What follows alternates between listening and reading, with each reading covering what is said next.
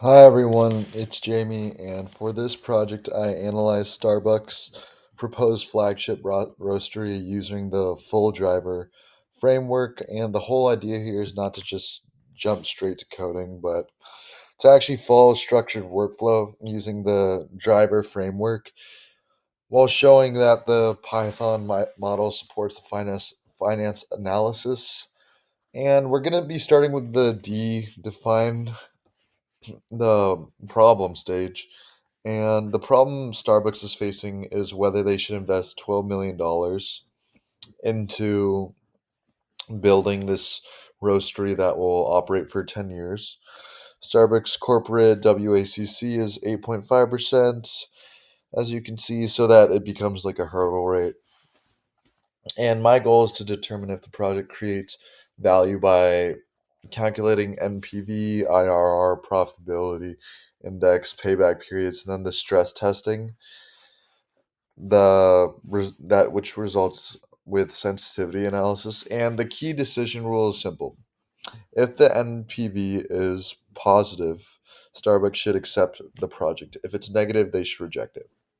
And once I define the problem, I moved on to the represent stage, and this is where I mapped out every assumption I need in the model before writing a simple line of logic.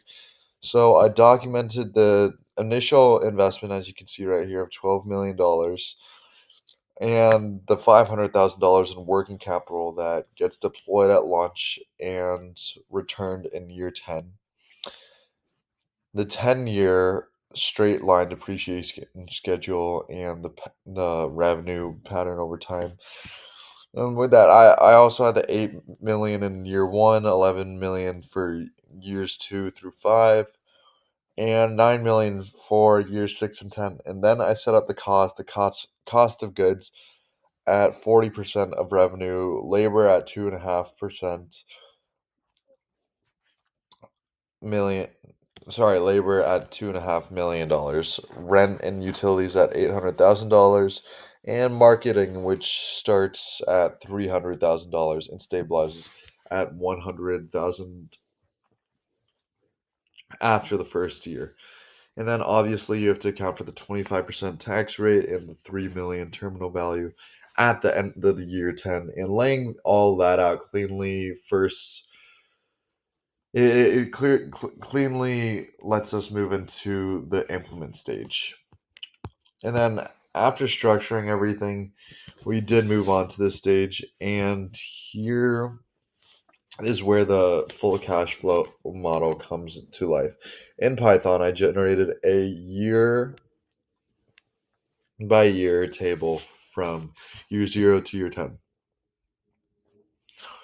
For each year, the code calculates revenue, cost of goods, labor, rent, marketing, depreciation, and then uses those to compute EBIT, EBIT. And one important detail is taxes. We apply the 25% tax rate, but only on the positive EBIT, because you don't pay taxes if you are losing money. And after tax EBIT gives you the NOPAT, and then adding back depreciation gives the operating cash flow. Working capital gets subtracted at year 0 and then added back at year 10. The terminal value also gets added at the end, and after combining all that, the model produces the total cash flow for the year. Finally, the code discount from each year's cash flow at the 8.5% WACC and sums it all the discounted values to produce the NPV.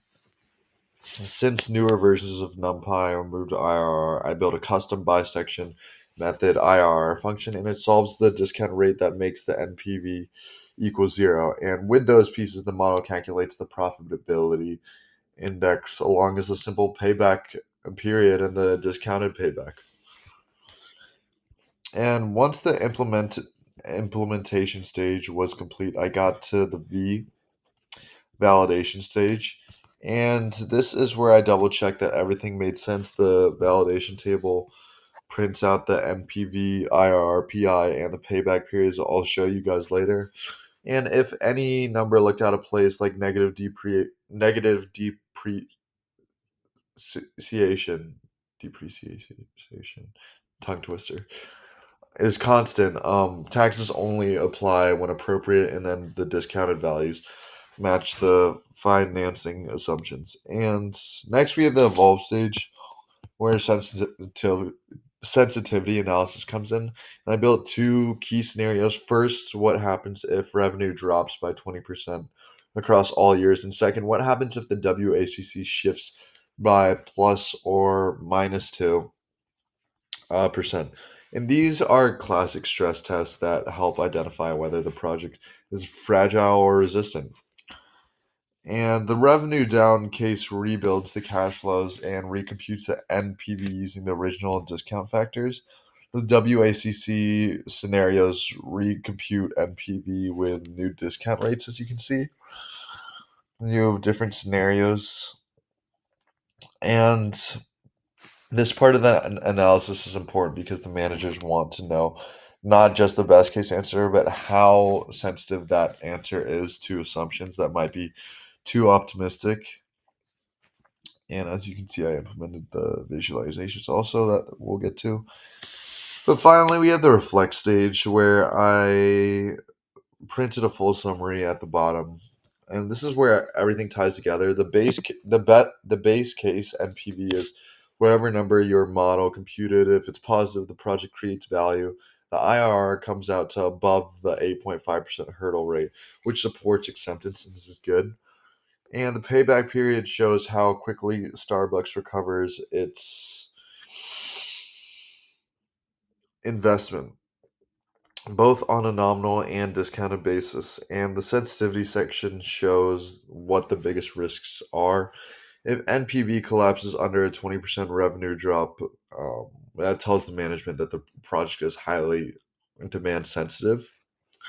And if NPV barely changes, then when the WACC moves, that means financing cost isn't the major driver, and putting this all together forms an actual recommendation instead of just a spreadsheet.